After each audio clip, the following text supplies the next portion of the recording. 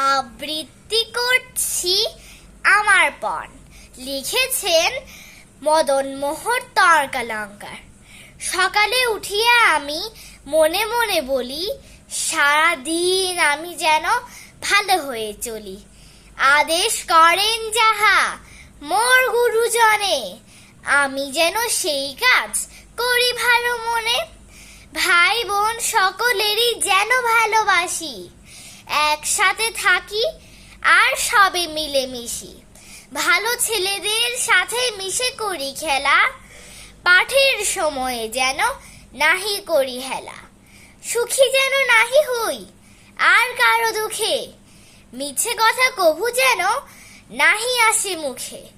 সাবধানে যেন লোভ সামলিয়ে থাকি, কিছুতে কাহারে যেন নাহি দেই ফাঁকি।